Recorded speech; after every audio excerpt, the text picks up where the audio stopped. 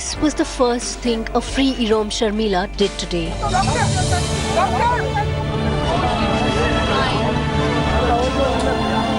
Breaking down in front of the cameras as she bade farewell to a 16-year hunger strike. India's most famous activist in the northeast. Her omnipresent nasal tube finally removed. She ate honey while shedding tears. A true day of history for the iconic personality. Known as the Iron Lady of Manipur, Irom Sharmila ended her epic hunger strike against Special Power for Armed Forces. The court has repeatedly tried her for attempted suicide. But the 44-year-old anti-AFSPA crusader refused to plead guilty. She, however, agreed to sign a 10,000 rupees bail bond for the first time ever. A bitter critic of Indian government, Irom now eyes an all-new political plunge, eyeing the Manipur CM's post. I need power, and in Manipur, there is no real democracy. I want to be the CM of Manipur to make a positive sense. And the political class is ready to embrace the Iron Lady. But the opinion on the ground is divided. While the move to join mainstream is a strategic one, many of her ardent followers and hardliners oppose the move. The politician thinks for next elections, and statement thinks for next generation. She is thinking for present and future generations, for whole human beings. What a lone fighter like Sharmila will get out of the political struggle or something like that. That means in parliamentary or in the assembly. Yeah, that is a question mark. Her fast has come to an end, but her fight against AFSPA isn't over. Whether Irom succeeds on this new path will be clear next year when her state heads for polls. Bureau Report, India Today. Irom Sharmila has broken her fast. She, of course, is relieved. She looks forward to a new life. She looks forward to a political innings. She looks forward also to getting married. Now, this last part about getting married is what has a lot of Manipuris riled, because a lot of people who've been fellow travelers in her cause suspect that it's because she now has decided to get married that she's called off this fast without consulting, they allege, people who've been part of the anti-AFSPA movement. Simi Pasha and Indrajit Kundu show us how Manipur is divided over this Iron Lady's decision to call off her fast.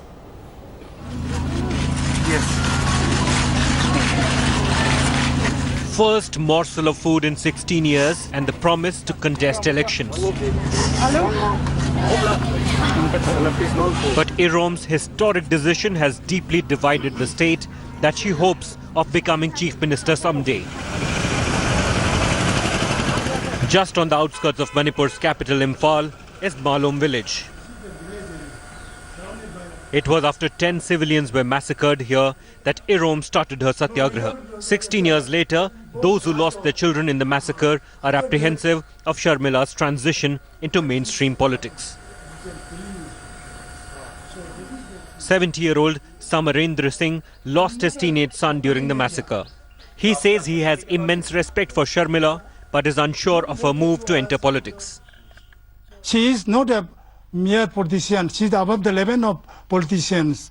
A politician thinks for next elections. She is thinking for present and future. Sina Mongbi also lost two of her sons 16 years ago. And she now has just one question for Irom Sharmila. How can she join the same establishment that she has fought against all her life?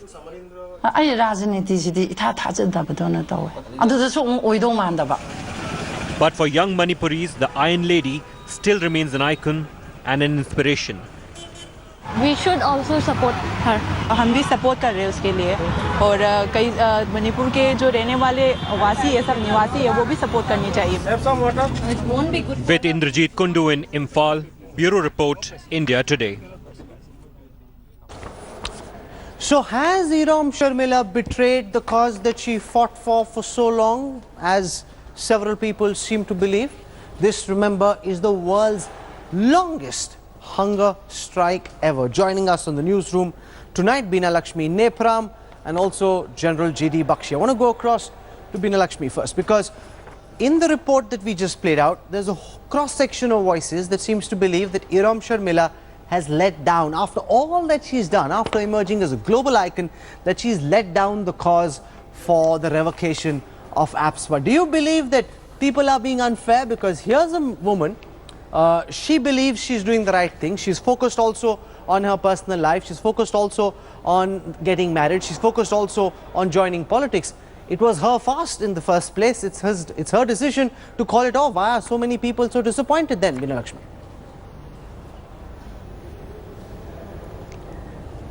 People are not disappointed, Rahul. They are actually in a state of numbness, because she has suddenly, in the middle of the year-long protests for the ILP protests, protection of indigenous people's land, where more than 12 people have died last year, suddenly she comes up with this, that I'm going to give up my fast and I will be joining elections, politics, and contesting and getting married.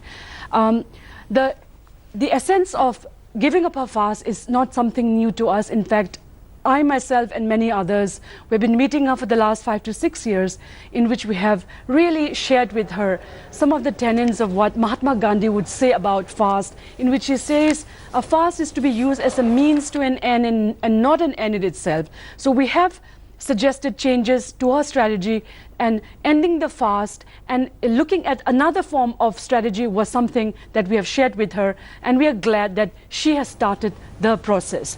What the people of Manipur are in disbelief is how she did it. As you said, yes, absolutely.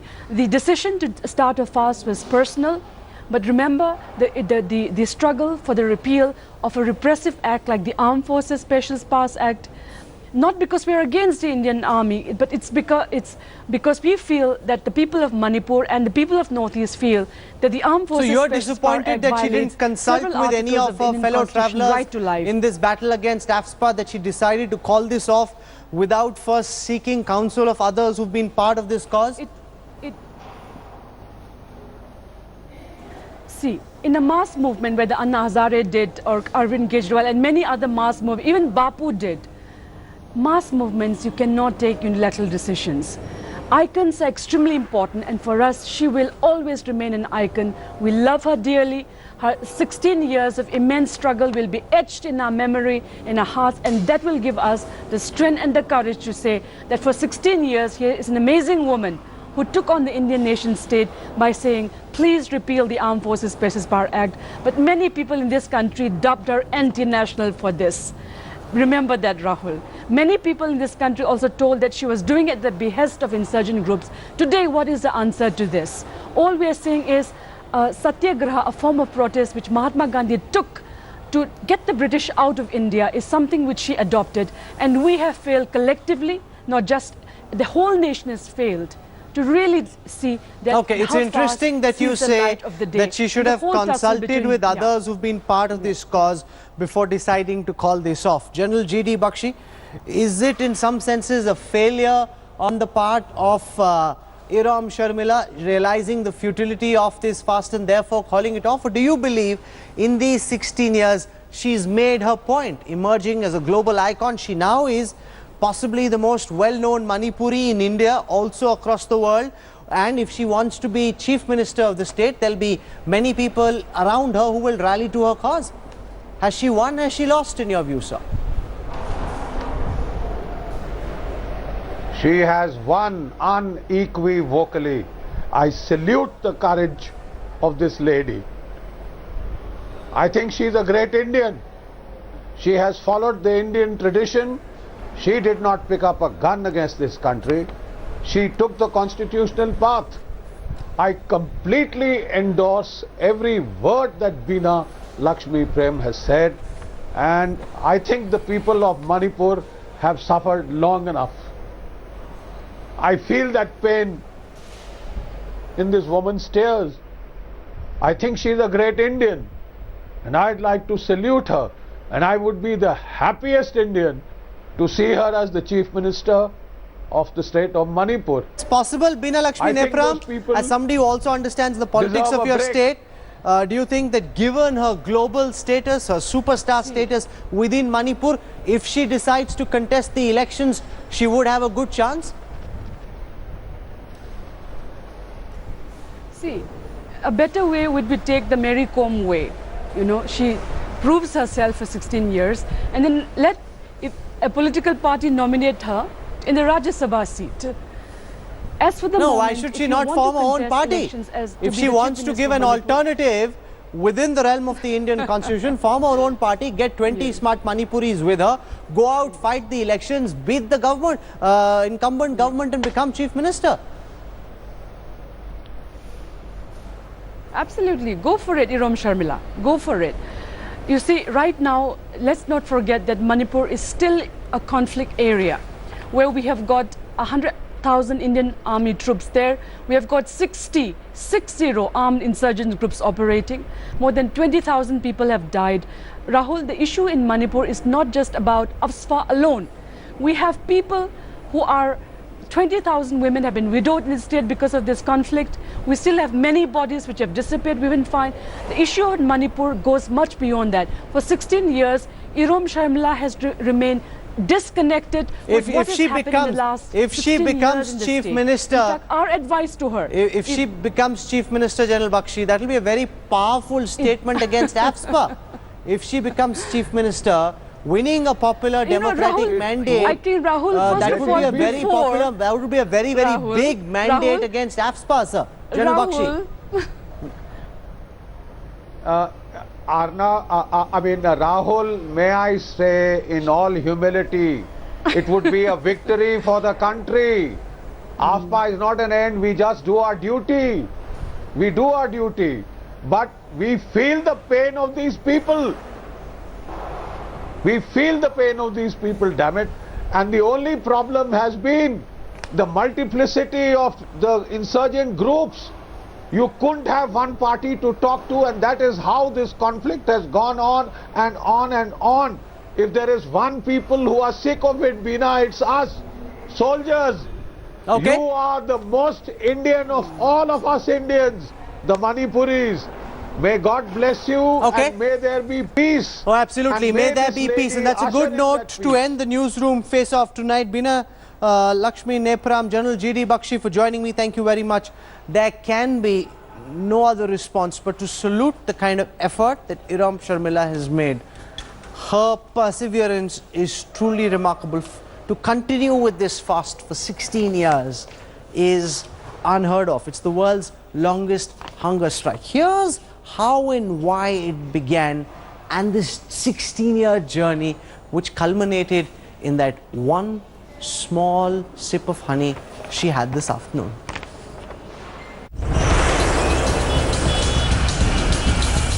On 2nd November 2000, around 3:30 in the afternoon, 10 people were killed by Assam Rifles at Malom bus stop in Manipur. A bomb attack on Assam Rifles convoy in Tidim Road prompted the random firing at Malom.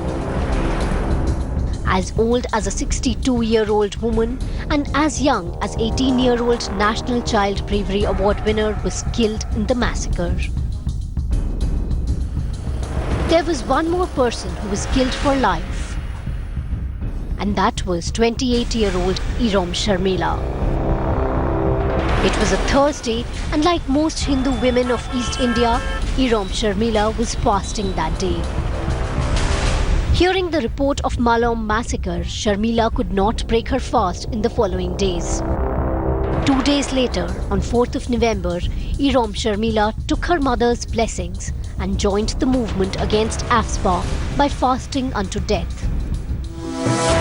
And with that one decision, Irom Shakhi lost her 9th child. her beloved shy daughter Sharmila to a cause that has made her famous. An icon, but has taken her away from her home forever.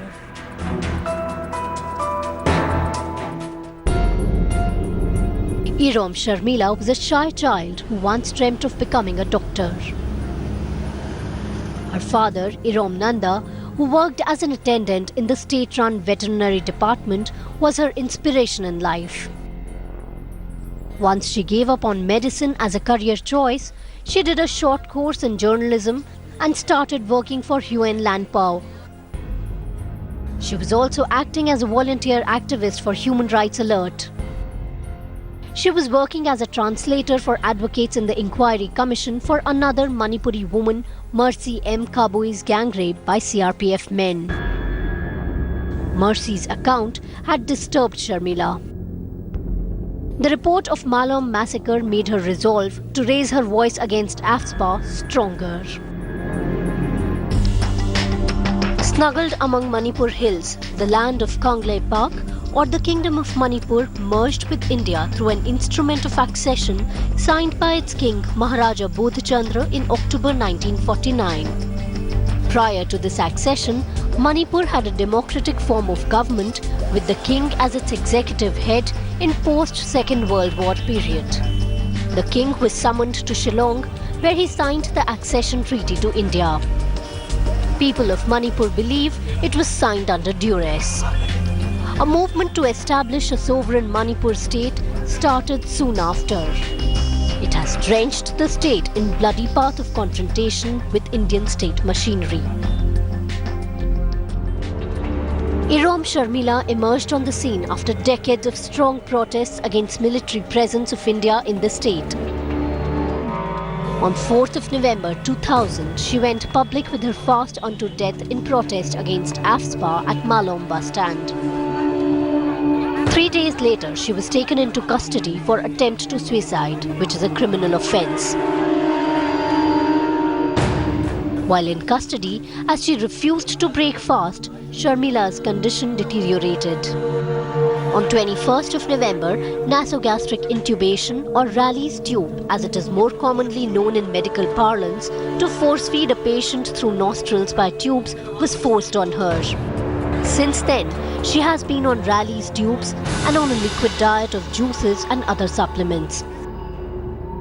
But the law couldn't keep her captive for more than a year at a time. So every year she would be released for a day before a year of her captivity turns 365 days old, and she would be promptly taken back into custody as soon as 24 hours is over for another 364 days. It catapulted her to political fame instantly in the state, but she needed to be heard in Delhi. Manorama rape case shook the collective conscience of the nation. 12 women came out naked in protest in front of Kangla Fort, holding a banner that said, "Indian Army came and raped us." They are known as 12 Mothers of Manipur. The struggle was gaining momentum. Following her procedural release on 2nd of October 2006, Irom Sharmila came to Rajghat in the capital to pay homage to the father of nation and the ultimate symbol of non-violent movement. Later in the day, she went to Jantar Mantar to sit in a protest with human rights activists and students. On 6th of October, Delhi police rearrested her from Jantar Mantar for attempt to suicide and took her to AIIMS. She was then shifted back to Jawaharlal Nehru Hospital in Manipur. Sharmila wrote to the Prime Minister, Home Minister of the time, and to all their successors to the offices. Got support from Nobel laureate, who promised to raise her cause in the United Nations. In 2011, when the country was swaying with Anna Hazare and his anti-corruption movement, Irom Sharmila invited him to visit Manipur. In response, she received 2 representatives from Anna's camp who came calling. Now and again, there would be support shown to her cause by civil society in different parts of the country. Dramas would be staged depicting her life and struggle. Trinamool Congress leader Mamata Banerjee met Sharmila and expressed her solidarity with the cause. So did CPIM. As she approached 11th year of her fast, Irom Sharmila wrote to Dr. Manmohan Singh, the then Prime Minister, asking him to repeal AFSPA.